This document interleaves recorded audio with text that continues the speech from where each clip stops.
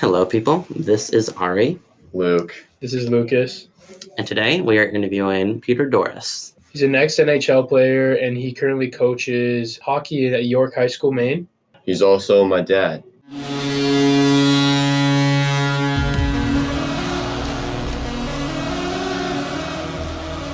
So, Peter, why hockey and why not any other type of sport? Basically, I think it had more to do with growing up in Canada than anything else. If you have ever been to Canada or traveled there, you see the culture for hockey. And if you're a young kid there, it's all over the news. Hockey games are on wherever you go. And so it's really a natural thing. You just step on the ice as soon as you're able to. My family had hockey players. They didn't go on to be professional, but all my cousins and brothers played. And I just kind of followed in their footsteps. So that's really how I just got into it. I had an older brother. I went to see one of his games. I was probably about 5 or 6. And he scored a hat trick, I think. And I was like, I want to do that. I want to do that. So the next year I got a pair of skates for Christmas and started skating. So what got you to start taking hockey more seriously? Yeah, that's a good question because really it was at first just fun. I was just a little kid and playing, just kind of like a house league once a week thing. And after a few years, I was always kind of physically bigger. So I was having success after I learned how to skate and how to play. And up there, the way they do with their youth hockey, I mean, they take it seriously once they get to a more elite level. It's gotten that way here too as well in almost every youth sport. But so they find you, they come and they scout games. So little by little you step up into, the caliber that you're playing. And so it wasn't until I probably was about 13 or 14 and I was playing for one of the best teams. We ended up winning a state championship and I was one of the better players. And then I started to hear from junior teams and so forth. And it really started to dawn on me that, I could continue on perhaps as I got older and play. What teams did you end up playing for? Well, I left Canada to come down. I played at UNH, at University of New Hampshire, on a hockey scholarship. And then from there, I ended up eventually turning professional. So I got drafted. I got drafted by the Winnipeg Jets back in 1984. And then kicked around a little bit in the minor leagues and ended up really kind of getting a chance to play in the NHL with Boston Bruins. And then I played from there. I ended up with Anaheim Mighty Ducks. And then finally, sort of at the end of my career, I went to Europe and played over in Germany. So what made the University of New Hampshire sound appealing to you? There was a lot of reasons. So, I grew up in the city. So I was used to sort of city life. I wasn't really a country kid at all. But I think it was as much New England that I liked. I liked the fact that there was near the water. I liked the fact that there was, mature sort of trees and it wasn't just a flat landscape. Where I grew up, even in the city, it was sort of like, it looked like that. The geography looked like that. The people were similar to what I was used to. And then they had a good program. Yeah, they had a good hockey program. I really liked the coach. I thought that it would be a really good fit for me. And that's it. I went to a few different schools as a recruit, and UNH ended up being my favorite and my pick.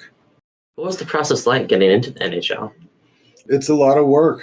Like I said, when I was a little younger, as a young teenager, it came fairly easy to me because I was bigger and physically bigger. And as I got older, everybody kind of catches up, and every step you take along the way, it gets more and more challenging, and you have to kind of adapt and figure out if you can want to play, but you have to be willing to do the work to get there. So I made adjustments along the way. And in reality, I was fortunate that I was drafted because that kind of gives you that you're on their radar as a prospect. So that helps. And then, but then it's up to you if you are going to be, if you're going to make the best of the opportunity. And I think that process that's really what it is. You have to recognize when you get an opportunity, you have to really recognize it and then take full advantage of those opportunities, be ready for them. And that's really more than anything it. You can be lucky. You can be in an organization that where somebody's in your corner and they want you to do well and they work with you, or you could be in a really an organization where they have a lot of great players and you're at the bottom of a list and you just don't really get a chance. I saw a lot of guys over the years where that happened to, and so there can be a little bit of luck, but more often than not, it's just being prepared and taking an opportunity when you see it. Next question is, what was your first ever big and important hockey memory? I think I go back to the first one would have been in youth hockey, and I always say that because now I coach, and when you see little kids win a championship, to them it's like winning, the World Series or the Stanley Cup or the Super Bowl. I mean, they pile on each other. They're as happy as those older. The stakes may not be the same. There's no money involved, but so when I was, I think when I was 14, I had a really good season, and I alluded to before, we won a state championship, and I was a captain of the team, and we got to, it was a big deal. We were on, we don't have states, we have provinces in Canada. We were on provincial TV, so it was so a lot of my friends saw it. So it was the first taste of, fame that I had, and also the success and being with the guys that a team that was a good team, and a bunch of friends that even though I don't talk to them regularly, I still keep in contact with a few of them. What was the best part of playing professional hockey? Looking back now, because it's been a while, I think the lifestyle is great. I mean, you're doing what you love doing. And I don't think it would matter if you were a professional athlete or whatever it was. You get the opportunity that you really love doing it, even if it's hard, and even if it's sometimes, there's adversity you got to face. If you still like getting up and going to do what you're doing, that makes all the difference in the world. But my favorite parts about it were getting to play in because as a kid, I was a fan first, a fan of hockey first, and then a player, came along after that.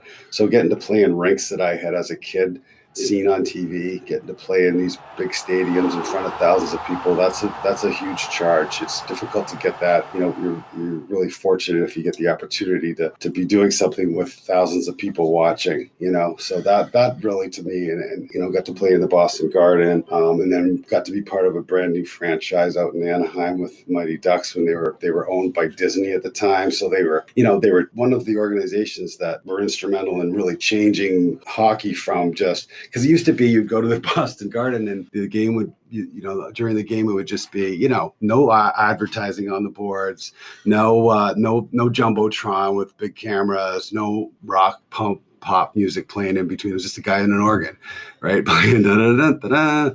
And then, so out there, they started up with, they do like kind of like a intermission show, and they'd have a pregame show, and they'd have the lights drawn, they'd have dramatic music, they had a mascot, and they started doing this. They had the decoys, which were like cheerleaders, and it was a totally different experience. So some of that stuff was really, really cool. How do you end up in York, Maine? More than anything, it was, I had gone, so like going back, I liked New England. I went to the University of Hampshire and kind of gravitated toward the area. Ended up playing for Boston, so I would stuck around here in the summer. Just was sort of a natural thing, and ended up in New York with my wife and my kids, and it's just been not necessarily on purpose that it was York, or not necessarily on purpose that it was Maine, but in the general area, and this is nice of a place to live as anywhere that I've seen. So.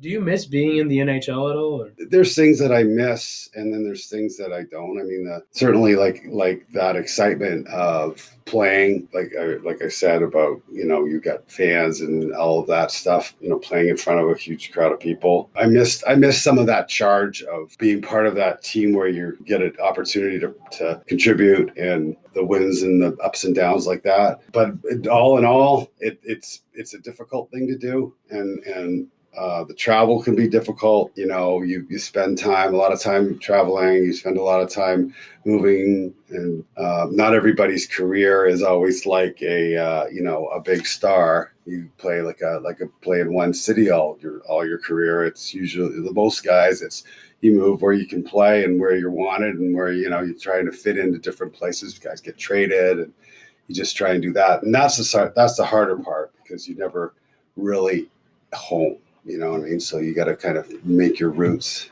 the best that you can. So that's the things that I don't. But I definitely miss like the camaraderie of the guys and being around. So why did you decide to coach high school hockey today? You're given so much. It takes so many people that help you to get to like a professional level. So I'm in that position where I could help other kids, and whether it's getting through high school hockey or moving on forward from that, I have a lot to offer in that regard. So I think it's sort of my responsibility to give it back and give them some exposure to what I may be able to help them with. So thank you very much for coming in our podcast. If you have any final remarks. No, I'm happy to do it. I'm glad that you guys, I got to meet you guys, and Luke had told me we were going to do this, so I'm happy to do it. If you need me to come back, if it messed up or something, if the sound got messed up, or something's true, just let me know and we can redo it. All right. All right. Sounds great. Thank you so much for your time. Thanks.